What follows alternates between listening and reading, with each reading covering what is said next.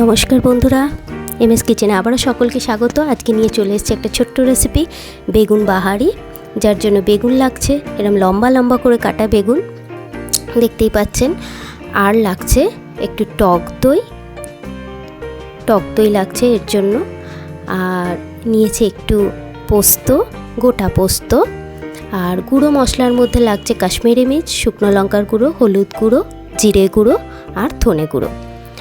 আর লাগছে একটু ধনেপাতাকে কুচিয়ে নেব। আর কতগুলো কাঁচা লঙ্কা আমি দেখুন নিয়ে রেখে দিয়েছি। খুব সামান্য উপকরণ দিয়ে এটা হয়ে যায় এবং খুব সুন্দর দেখতে হয়, তাই বেগুনের নাম বেগুন বাহারি।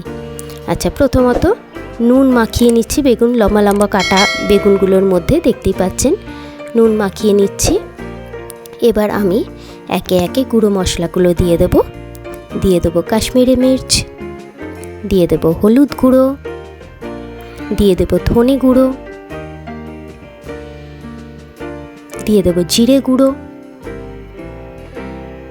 এবার সব কটা মশলাকে একদম সুন্দর করে আমি বেগুনের গায়ে এপিট ওপিট করে ভালো করে মাখিয়ে নেব। দেখুন বেশ সুন্দর করে মশলাগুলোকে আমি সমানভাবে সব কটাকে মাখিয়ে নিলাম। দেখুন খুব সুন্দরভাবে মাখানো হয়ে গেছে। এবার কাঁচা লঙ্কাগুলোকে কুচিয়ে নেব।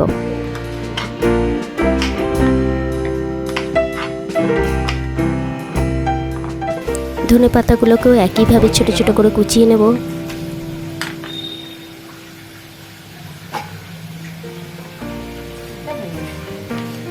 দেখুন সুন্দর করে কুচনো হয়ে গেছে। এবার আমি প্যান রেডি করছি। অবশ্যই বেগুন ভাজবো সর্ষের তেলে। একটু বেশি করে তেল দিয়ে দিলাম।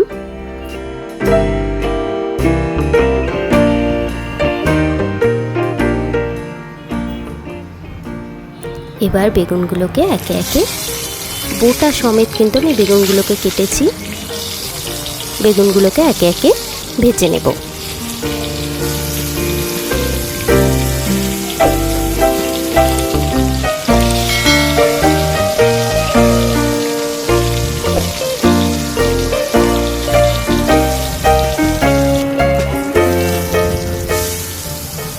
দেখুন প্রত্যেকটা দিক উল্টে প্রত্যেকটা দিক সুন্দর করে লাল লাল করে বেশ একটু কড়া করে ভেজে নিতে হবে বেগুনগুলো।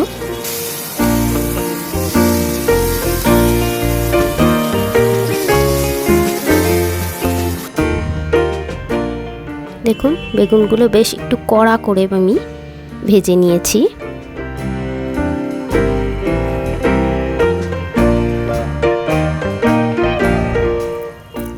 এবার এই গোটা পোস্তগুলো যখন বেগুনগুলো ভাজা হয়ে যাবে উপর দিয়ে আমি ছড়িয়ে নেব।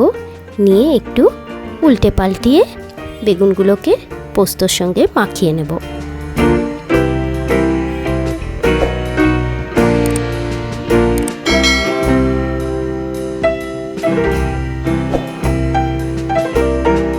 এবার একটা একটা করে বেগুন আমি প্লেটে সাজিয়ে নেব। দেখুন পোস্তগুলো কিন্তু খুব সুন্দর বোঝা যাচ্ছে, ওপরে পোস্তগুলো ছড়ানো আছে, বেগুনগুলো খুব গাঢ় করে ভাজা হয়েছে। এবার এই টক দইটা একটু ফেটিয়ে নেবেন প্রথমত, তারপর আস্তে আস্তে আমি ঠিক যেভাবে সাজাচ্ছি এইভাবে সাজিয়ে নেবেন।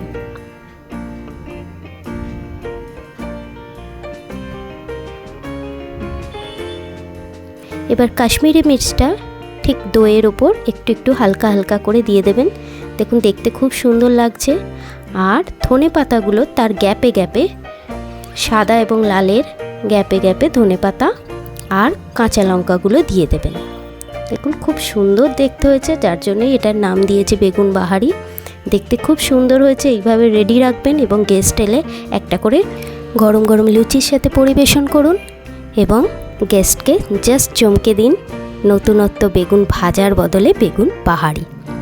ভালো লাগলে অবশ্যই আমার চ্যানেলটাকে সাবস্ক্রাইব করুন এবং লাইক করে দিন এবং শেয়ার করে দিন এবং অনেক অনেক কমেন্ট করুন এবং আমাকে জানান